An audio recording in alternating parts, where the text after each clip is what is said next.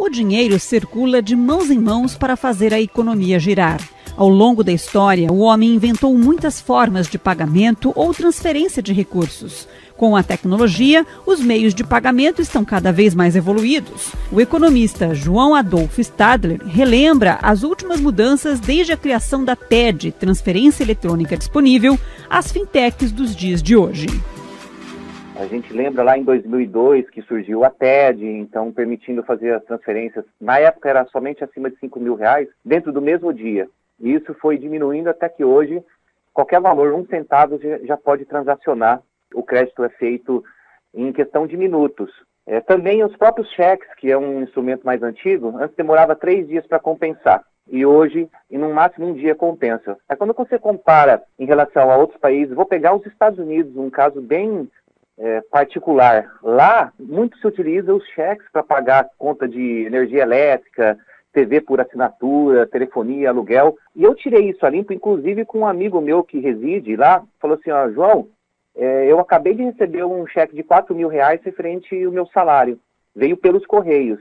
Ele também me passou que a taxa de transferência, existe a possibilidade, né, até de fazer algo similar a que fosse a TED, só que eles cobram $10 para transferências até $1.000, e acima disso dá $25. É bem pesado. Então, o que a gente viu é que barateou, né, o custo, as taxas, esse processo de evolução do sistema de pagamento brasileiro. E a gente tem agora os bancos digitais, as fintechs, as carteiras virtuais, tudo isso já isentando em boa parte o custo, por exemplo, com edição de boleto e também das transferências, as TED sendo feitas a custo zero. Então, em paralelo, do outro lado, a gente teve uma evolução também dos meios de comercialização. Como isso? Com os marketplaces. Hoje, quando você vai pesquisar em relação a um produto, tem várias plataformas onde você consegue listar N fornecedores diferentes e ver qual que é a melhor relação custo-benefício. Mais do que isso,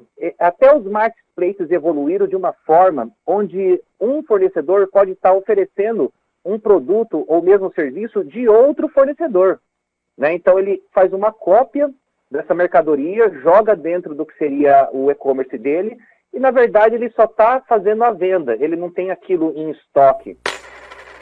Essas mudanças foram afunilando num sistema ainda mais ágil e moderno e que será implantado no Brasil a partir de novembro, o Pix e o Open Banking.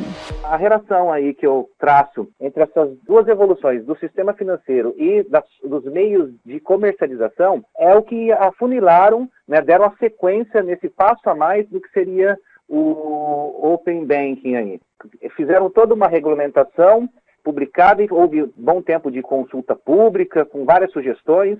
Então agora já tem algumas diretrizes, parâmetros operacionais, os protocolos de segurança, mas parte do dinamismo vai se dar justamente pelas entidades financeiras participantes. Mas vamos explicar com detalhes o que são esses novos mecanismos. Também conversamos com o professor de Economia e Finanças da Unicesumar, Sidney Silvério. O Open Banking, ele é um conjunto de regras e tecnologias que vai permitir o compartilhamento seguro, eficiente e mediante autorização prévia dos usuários de informações cadastrais e financeiras. Então, em suma, ele vai partir do princípio que a propriedade dos dados é do consumidor, pessoas físicas e jurídicas, e não do banco ao qual ele está vinculado. Então, dessa forma, a expectativa do Banco Central é que seja muito mais fácil para o consumidor mudar de uma instituição financeira para outra, por exemplo, fazer empréstimos com taxas mais atrativas sem a necessidade de abertura de conta no banco que ele achou essa taxa atrativa. Então, os objetivos principais do Open Banking, junto com o Pix, que é o novo sistema de pagamentos instantâneos do Banco Central, em que haverá substituição, né, das TEDs e DOCs a custos bem menores. Então, os objetivos, né, dessas duas tecnologias que serão implementadas, o Open Banking e também o do novo sistema de pagamentos instantâneos, é aumentar a eficiência do sistema financeiro nacional, a competição e abrir espaço para a atuação de novas empresas, dando mais autonomia e liberdade ao consumidor. Como o professor explicou, com o Open Banking vai ser possível tomar dinheiro emprestado da instituição financeira que você preferir, aquela que oferecer melhores condições e com bem menos burocracia. Então, o consumidor ele poderá encontrar taxas atrativas nesse sistema integrado, que é o Open Banking, e ao encontrar nessas condições mais favoráveis, ele não precisa abrir uma nova conta corrente. Pelo Open Banking, as informações estarão disponibilizadas para todos os usuários integrados do sistema e daí o banco acessa a informação e simplifica o processo de concessão de crédito. Então, todos que fazem parte do Sistema Financeiro Nacional, todas as entidades, elas vão integrar esse novo ecossistema que o Banco Central está considerando revolucionário, assim como foi a internet, alguns anos atrás, que gerou agilidade e simplificou o processo. Então, seria uma nova revolução para o Sistema Financeiro Nacional. Então se prepare, porque a partir do dia 16 de novembro começa esta revolução. O primeiro a entrar em cena é o Pix. Já pensou? Na hora de pagar uma compra, o caixa te pergunta: vai pagar em dinheiro, cartão ou Pix? O diretor de carteira digital do Mercado Pago, Rodrigo Furiato, explica que todo aplicativo de banco terá que oferecer a ferramenta para pagar por QR Code.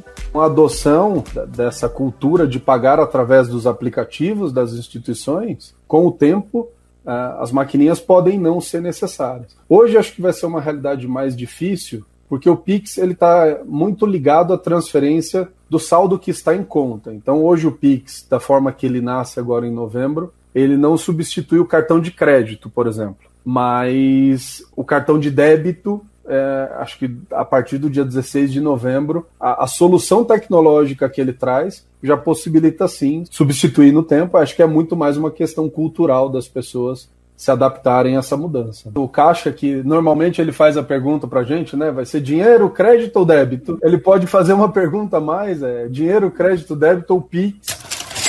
O Open Banking é uma ferramenta a mais para democratizar o acesso a serviços bancários e as informações bancárias, Também tentando trazer de uma forma bem direta, e acho que tem uma informação que é sempre emblemática, e há algum tempo era usada, quando você ia comprar alguma coisa em uma loja, a pessoa pergunta: nossa, o cliente desde, que tinha no talão de cheque, nossa, eu sou cliente dessa instituição desde 2002, então era uma referência que você era um bom cliente e tudo mais. E o que acontecia nesse exemplo, por exemplo, nesse exemplo que eu citei a pessoa, o banco que tem lá esse relacionamento com você há 20 anos, ele acaba tendo todas essas informações, Então, ele sabe quanto você ganha, onde você trabalha, se você é um bom pagador de crédito, se você é um investidor. Só que hoje essas informações ficam presas na instituição financeira que esse cliente tem relacionamento. O que o Open Banking vai permitir é que essas informações passam a ser do cliente. Então o cliente pode falar, se ele quiser abrir uma conta em outro banco ou numa fintech, por exemplo, ele pode exigir, na verdade, que todo esse histórico dele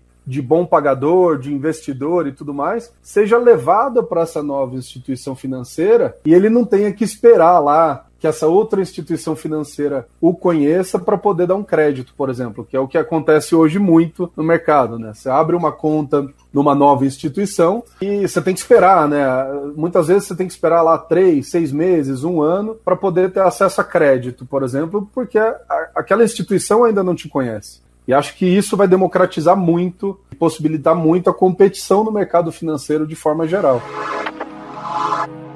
É um momento disruptivo no sistema financeiro e de comercialização. E com informação a gente se adapta e aproveita todas as vantagens que essas tecnologias oferecem.